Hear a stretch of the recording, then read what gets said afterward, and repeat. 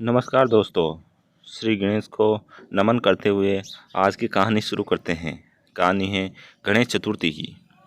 श्री गणेश चतुर्थी व्रत की पौराणिक कथा के अनुसार भगवान शिव तथा माता पार्वती नर्मदा नदी के किनारे बैठे थे।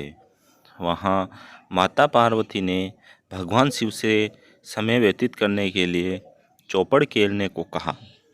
शिव चौपड़ खेलने के लिए तैयार हो गए, परंतु इस खेल में हार जीत का फैसला कौन करेगा, यह प्रश्न उनके समक्ष उठा।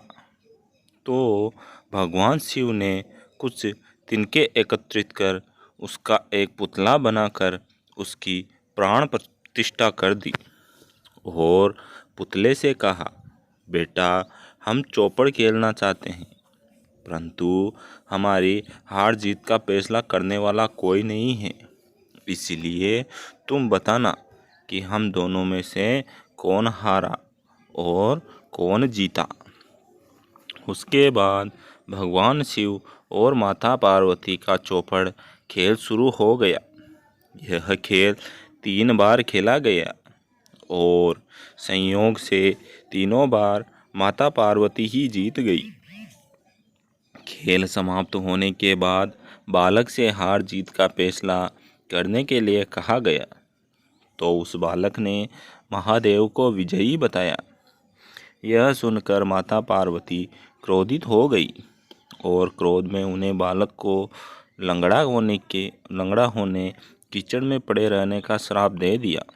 बालक ने माता पार्वती से माफ़ी मांगी और कहा कि यह मुझसे अज्ञानतावश ऐसा हुआ है, मैंने किसी द्वेष भाव में ऐसा नहीं किया।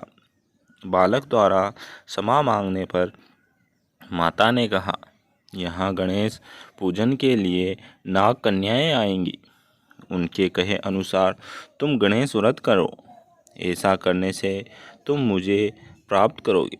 यह कहकर माता पार्वती शिव के साथ कैलाश पर्वत पर चली गई। 1 वर्ष के बाद उस स्थान पर नाग कन्याएं आई। तब नाग कन्याओं से श्री गणेश के व्रत की विधि मालूम करने पर उस बालक ने 21 दिन लगातार श्री गणेश जी का व्रत किया।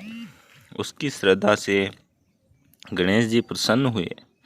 उन्होंने बालक को मनोवांछित फल मांगने के लिए कहा।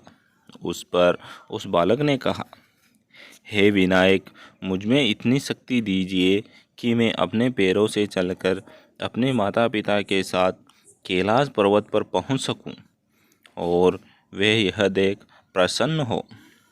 तब बालक को वरदान देकर श्री गणेश अंतर्ध्यान हो गए। इसके बाद वह बालक कैलाश पर्वत पर पहुंच गया और कैलाश पर्वत पर पहुंचने की अपनी कथा उसने भगवान शिव को सुनाई। चौपड़ वाले दिन से माता पार्वती शिव जी से विमुख हो गई थी। अतः देवी के रुष्ट होने पर भगवान शिव ने भी बालक के बताए अनुसार 21 दिनों तक श्री गणेश का व्रत किया। इस व्रत के प्रभाव से माता पार्वती के मन से भगवान शिव के लिए जो नाराजगी थी वह समाप्त हो गई। तब यह व्रत विधि भगवान शंकर ने माता पार्वती को बताई। यह सुनकर माता पार्वती के मन में भी अपने पुत्र कार्तिकेय से मिलने की इच्छा जागृत हुई। तब माता पार्वती ने भी 21 दिन तक श्री गणेश का व्रत किया तथा धुरवा, फूल और लड्डुओं से गणेश जी का पूजा अर्चन किया। व्रत के 21वें दिन कार्तिकेय स्वयं माता पार्वती जी से मिलने मिले। उस दिन से श्री गणेश चतुर्थी का यह व्रत समस्त मनोकामनाओं की पूर्ति करने वाला व्रत माना जाता है।